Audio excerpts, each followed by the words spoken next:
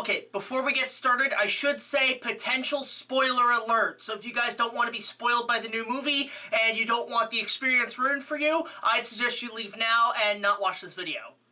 Okay, we good? Alright, enough monkeying around. Let's talk about this.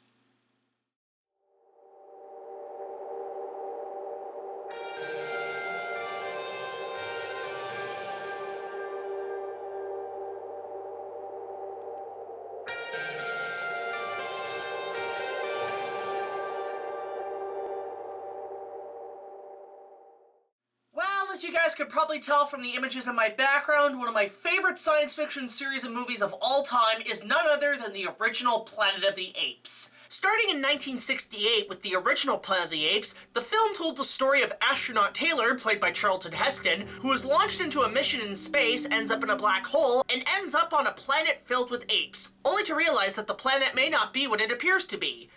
And ever since the original film's release, it's become a massive franchise. It had 4 sequels, a reimagining by Tim Burton, and a new series of reboots that stars Andy Serkis as the leader of the ape Caesar. Now when it comes to the Planet of the Apes films, 1 through 4 are my personal favorites. 5, on the other hand, is kind of a piece of shit, and Tim Burton's reimagining is not that great. However, the new Andy Serkis series has actually revived the franchise, and I've thoroughly enjoyed them all the way through. And I can't wait to see the next film, War for the Planet of the Apes, which comes out this summer. But something I started to realize with the film's marketing is that they're actually kind of setting it up to be the last Apes film.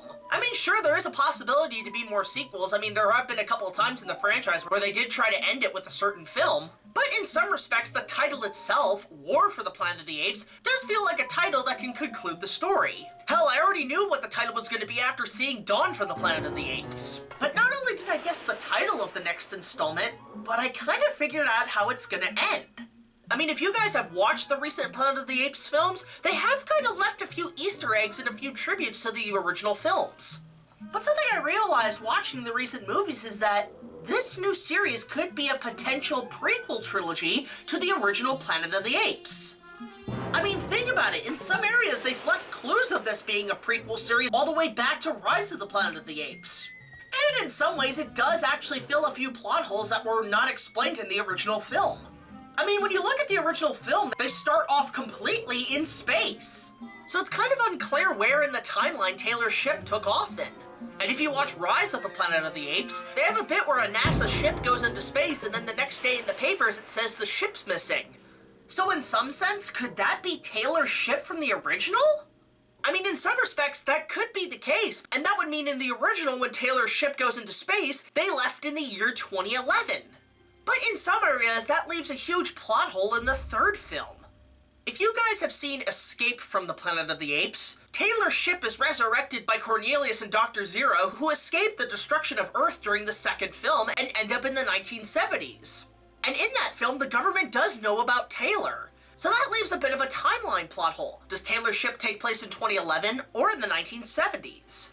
Now, upon rewatching the original film again, I did realize that Taylor's ship did leave in the year 1972. But there still is a scientific explanation to connect the original film with the new series of movies. My theory is that when Taylor's ship entered the black hole and ended up in the future where the apes have taken over, there was a huge time paradox shift in the black hole, which left an alternate reality in which Taylor's ship left in the year 2011 instead of the 1970s. I know it's a bit of a stretch, but if you are going to connect the recent Planet of the Apes with the originals, that does kind of make sense, and therefore you'd have to watch the recent Planet of the Apes to get into the old ones. A complete opposite to how people watch the Star Wars series, for example. Which brings us to the subject of this video. How is War for the Planet of the Apes going to end? Well, it's not only a matter of it being the final chapter in this new Apes series, but also they're ending it on a huge high note with a war between the apes and the humans. Now, give credit, we've seen that before, but not on this scale. I mean, in the trailer, it's got helicopters, machine guns, and all sorts of shit happening in the movie. The other thing you might notice from Dawn of the Planet of the Apes is that the human race is slowly dying, not from the destruction as seen in the original, but from a deadly virus. But if you guys have seen the original film, the human race is actually destroyed by nuclear destruction. So what if potentially for War of the Planet of the Apes, they end it with the nuclear bombs going off? Kind of like in Terminator 3, Rise of the Machines, which even though that movie was not the greatest, did have a pretty decent and dark ending. And given the Apes series never really had a happy ending for any of the films, the same could be said for the new movie. So even though the plot is kind of vague at this point since the movie hasn't come out, here's my idea for the ending of how the film could go down. Of course we have Caesar and his army of apes battling the humans for survival, but maybe in some respects there could be some sort of plot twist where apes have pretty much dominated the whole planet and the human race are fighting to survive. But what if in some areas the apes and the humans find some sort of governmental bunker that has the coordinates to the nuclear arms of the world? And in that sense, the evil general that we've seen in every single sci-fi movie could potentially see this as a way of destroying the apes. And possibly going mad with military power, him and potentially one of the apes, or even Caesar, end up destroying the entire planet. Not in a sense like Beneath the Planet of the Apes, where the Earth just simply explodes, but the nukes do go off and pretty much wipe out the entire species of humans, apes, and all sorts of life. And then of course we cut to black, fade to an unknown beach where the waves are crashing against the rocks, we pan over, and we see this.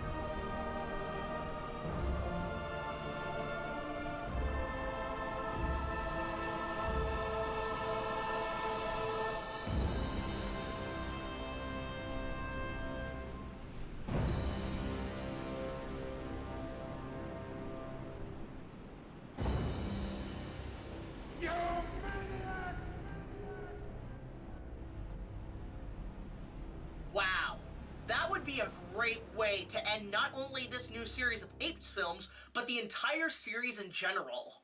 Now I know this Let's Talk might be a bit smaller than usual episodes, but this is something I've wanted to talk about since Dawn of the Planet of the Apes came out. And I'm really hoping in some areas that this is how the series might end. I mean, it was overall great to get a new series of Planet of the Apes films, but not only would this ending be a complete dark turn and closing the chapter to this new series, but it also may introduce a new generation of fans to the original films, and give a better appreciation for what the original films started. And I'd say overall, if this was the direction Fox wanted to take it, it would be a perfect way to end the Planet of the Apes.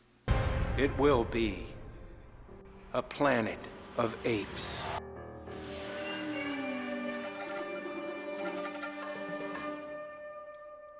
So that's overall my thoughts on War for the Planet of the Apes and how the series could potentially end. Agree? Disagree? Let me know in the comments section below, along with what you think is your personal favorite Planet of the Apes films. So, until the next video, like, comment, subscribe, and I'll see you guys later. This is BigJackFilms, signing off.